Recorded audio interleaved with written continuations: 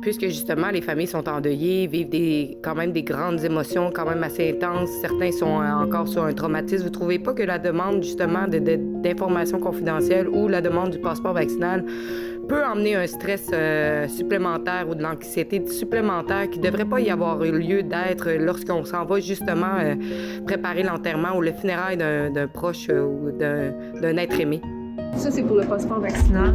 Pourquoi le passeport vaccinal? Alors, on demande ça, mais si vous ne voulez pas, vous signez un registre.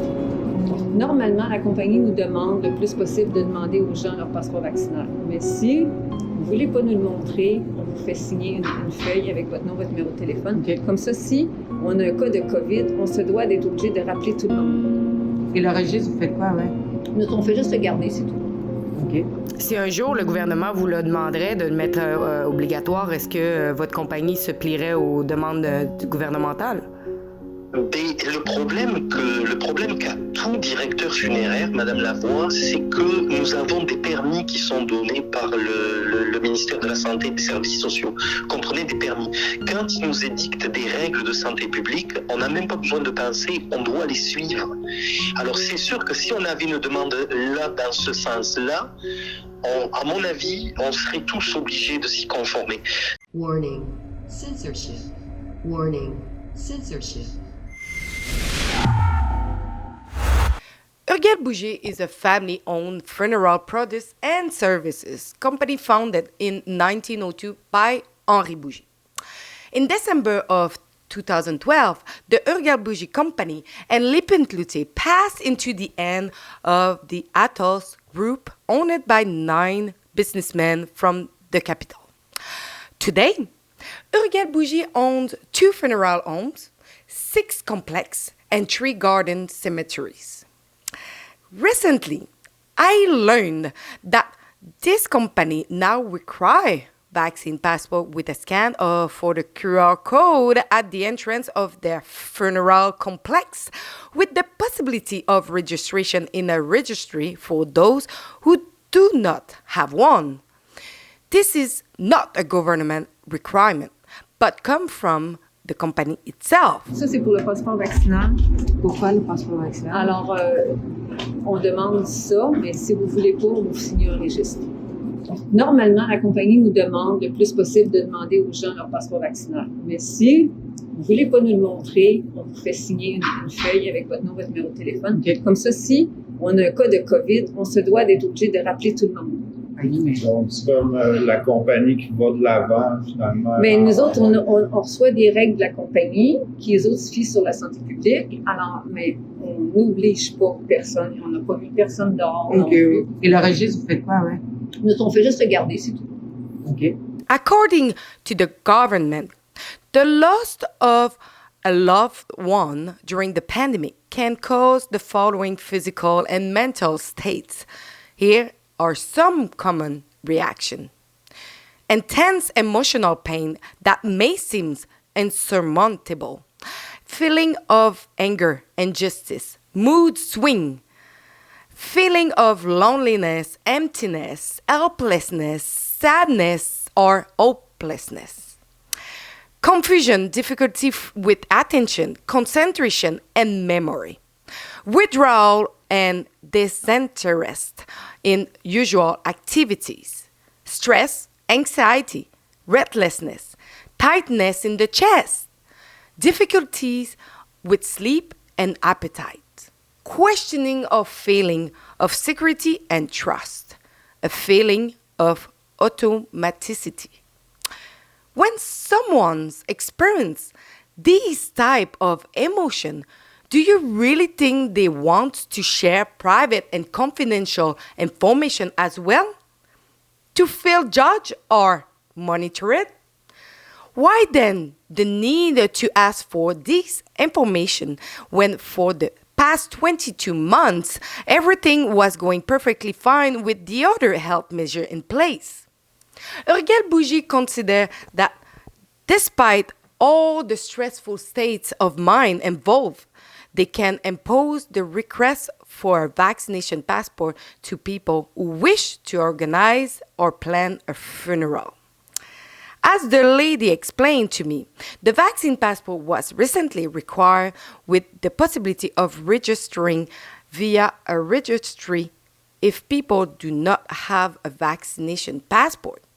So I called management to find out why they made this decision and to know how they ensure that they are in compliance with privacy law. Mon nom, c'est Patrice Chavgros et je suis le directeur général d'Urgel Bourgie. On contrôle le passeport vaccinal, mais ce n'est pas obligatoire. C'est-à-dire que quand les gens ont le passeport vaccinal, vous avez vu que dans nos complexes, là où vous êtes allés, il y a des tablettes électroniques. Quand les gens ont le passeport vaccinal, ça, évidemment, ça enregistre le passeport tel qu'il est, etc. Ça enregistre le nom.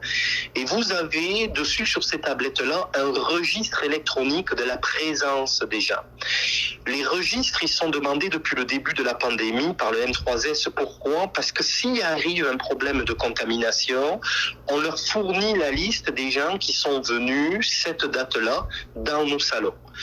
En faisant, en même temps, en joignant le passeport vaccinal, ce que ça rajoute sur la liste, c'est les gens qui ont le passeport vaccinal ou les gens qui n'ont pas le passeport vaccinal. Ça permet d'avoir un registre plus complet, tout simplement.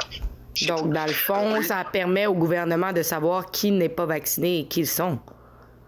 Ben, ça permet, oui, quelque part, puis ça permet de savoir peut-être les gens qui sont plus à risque que d'autres pas, au lieu de faire des recherches inconsidérées qu'on ne peut pas de toute façon tenir par papier.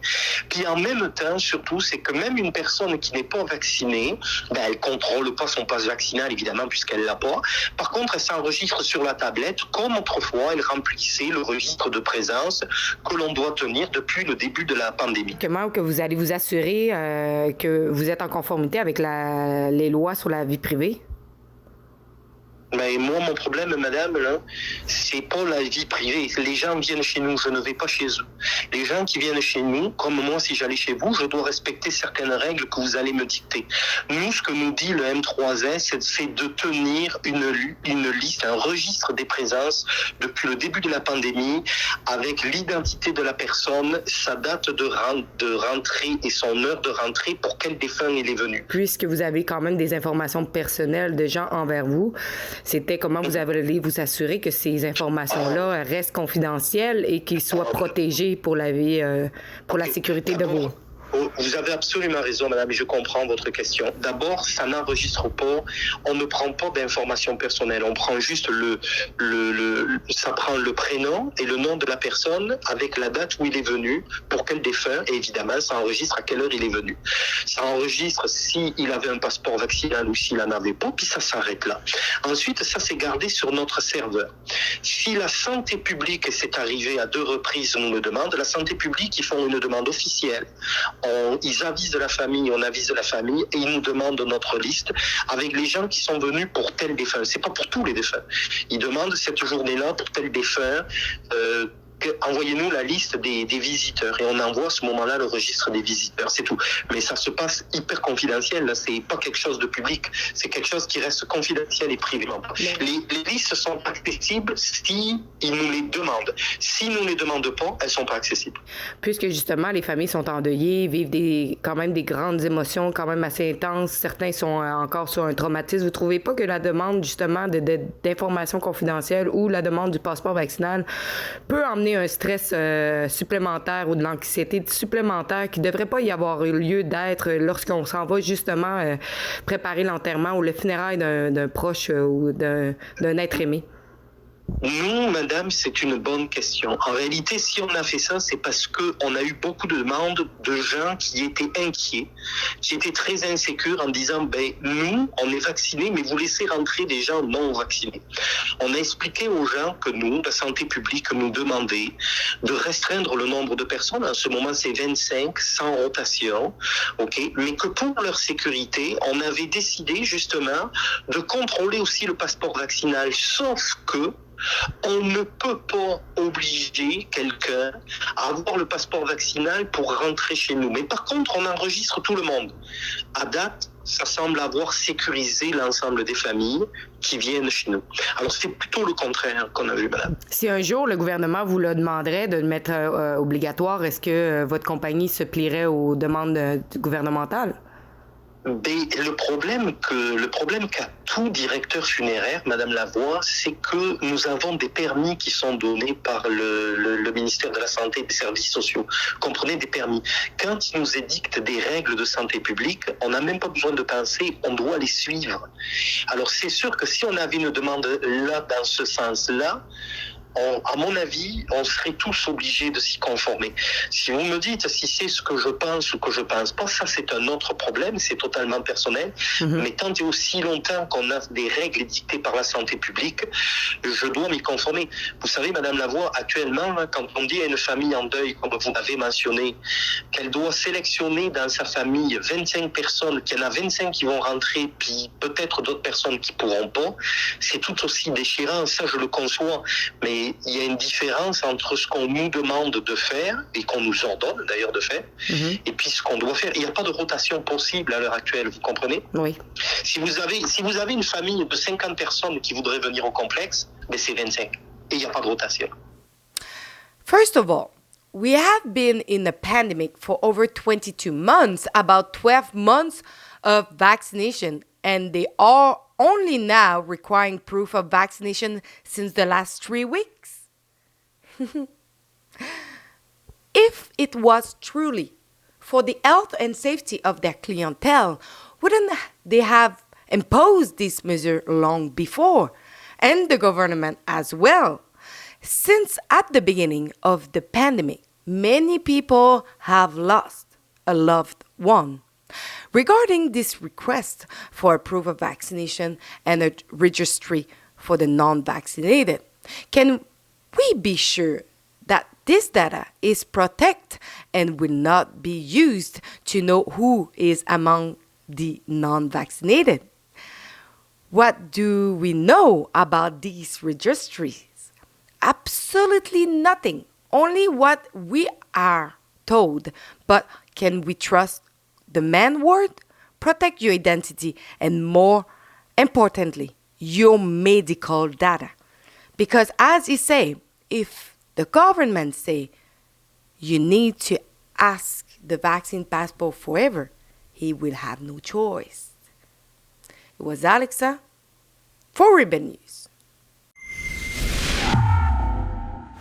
So as you know, at Ribbon News, we want to challenge the vaccine passport, but we need specific case for challenging it. So if you think you are a good case, please go and fill the form at fightvaccinepassport.com. And for the other one who want to support our work, please chip in as well. Couple of bucks, we take everything.